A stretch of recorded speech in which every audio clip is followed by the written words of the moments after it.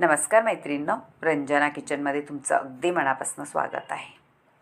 आज आपल्याला बनवायचे उपवासाची रेसिपी, खमंग कुरकुरीत चटकदार, अगदी बघताच क्षणी करूशी वाटणारी आणि खायलाही तेवढीच रुचकर। आता त्याच्यासाठी काय लागणार आहे? शाबूचे तांदूळ। ते आपल्याला भाजून घ्यायचे आहे, छान कुरकुरीत होईपर्यंत।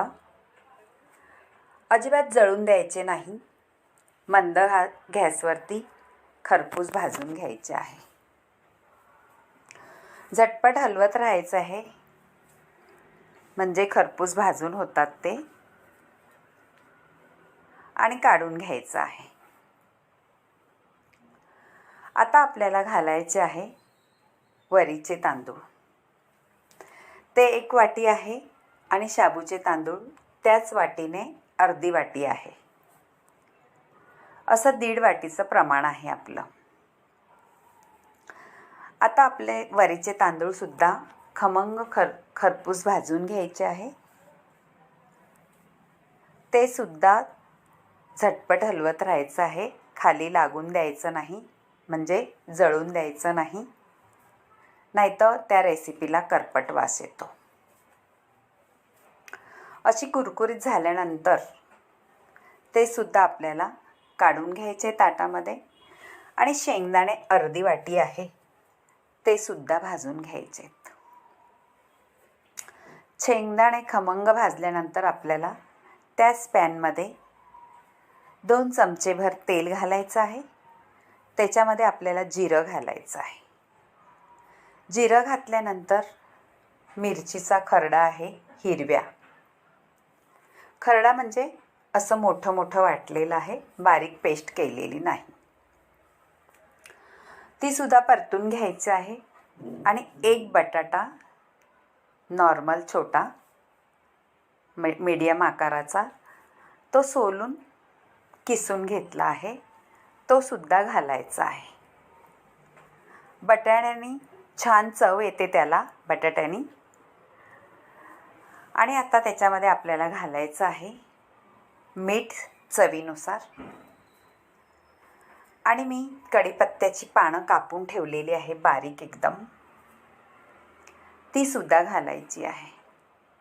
कढीपत्त्याचा सुगंध एवढा सुंदर येतो त्या रेसिपीमध्ये, अगदी खायला भारीच लागतं ते।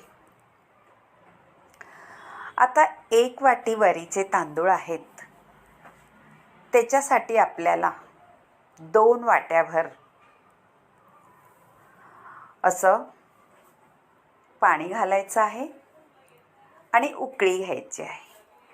आपल्याला वरीचे तांदूळ दळून घ्यायचे आहेत मिक्सरमध्ये, आणि शाबू तांदूळ हे सुद्धा वाटून घ्यायचे आहेत मिक्सरमध्ये। छान बारीक पावडर करायची, आपले पीठ असतात तसे।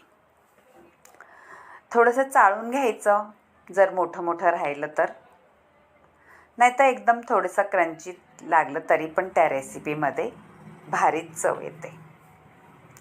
आता उकळी आल्यानंतर आपल्याला पीठ घालून घ्यायचं आहे आणि छान असं वाफवायचं आहे।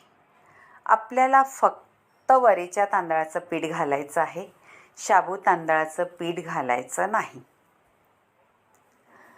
असं सगळं हलवल्यानंतर वाफ काढायची आहे त्याला, वरीच्या तांदळाच्या पिठाला, आणि मध्ये मध्ये चेक करायचं आहे, नाहीतर खाली लागू शकतं।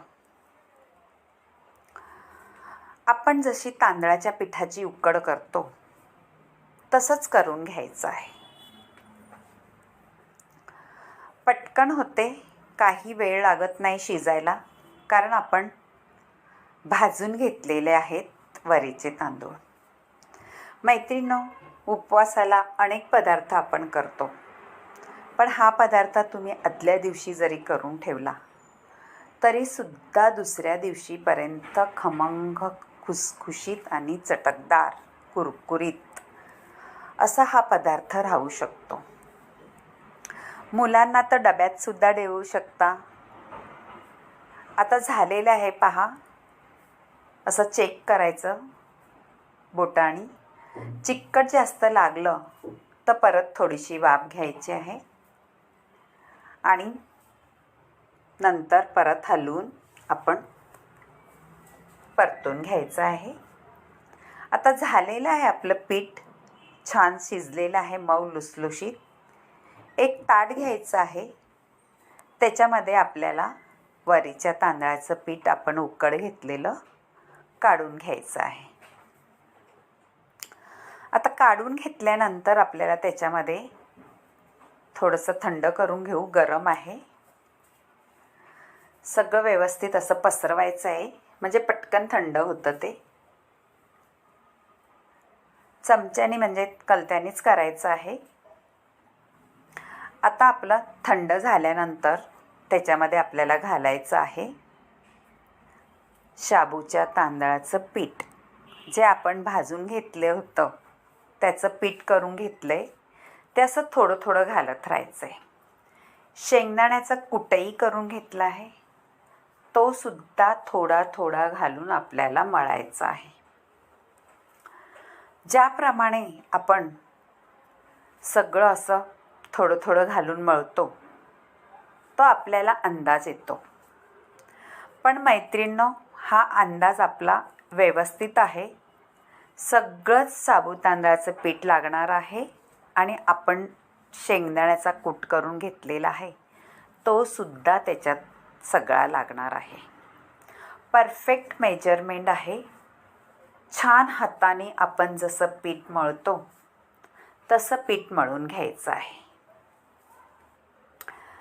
पहा मैत्रिणींनो, अशा रेसिपी तुम्हाला आवडली उपवासाची तर नक्कीच करून पहा आणि रंजना किचनला लाईक करा, शेअर करा, कमेंट करायला विसरू नका आणि व्हिडिओ संपूर्ण बघा, तरच तुम्हाला कळेल का काय हे बनणार आहे। खमंग कुरकुरीत रेसिपी होणार आहे। डब्यात स्टोअर करून ठेवली तर तुम्ही ही कितीही दिवस खाऊ शकता, अशी रेसिपी होणार आहे।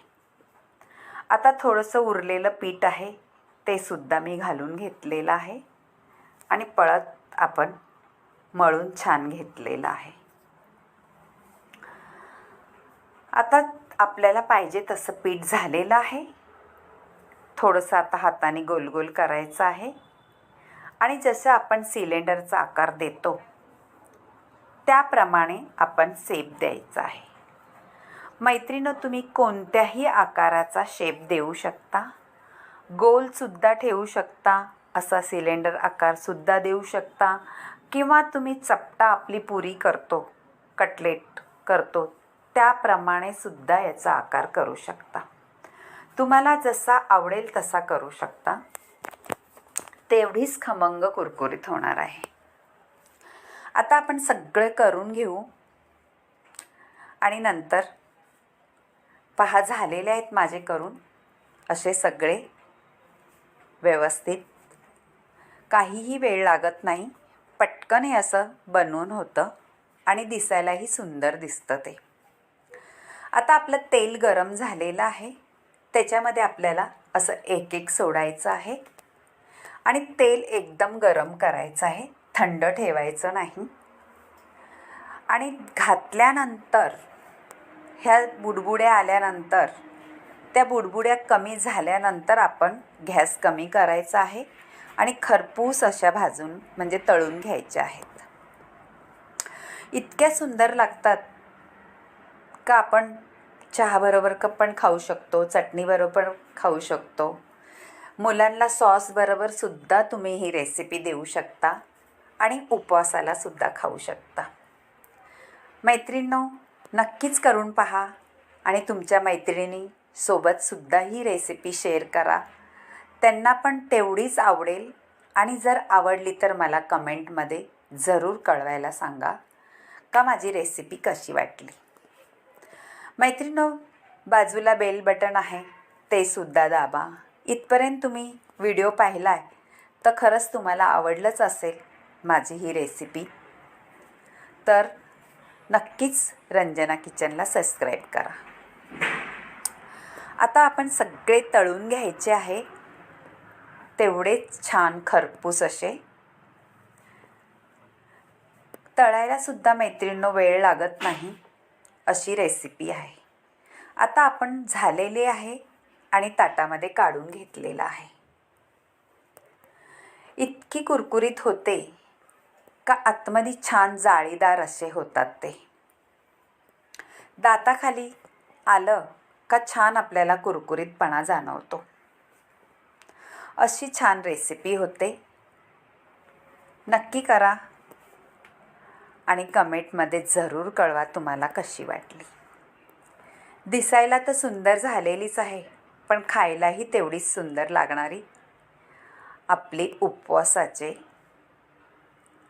कटलेट म्हणा किंवा अशी रोल म्हणा, काही नाव देऊ शकता. जर तुम्हाला काही वाटलं तर तुम्हीसुद्धा मला सांगू शकता याला काय म्हणायचं. बाय मैत्रिणींनो, भेटूया आता पुढच्या रेसिपीत. Bye. Swasthyam Ayurvedic centre, Virar west, Panchakarma centre नक्कीच तुमचा समाज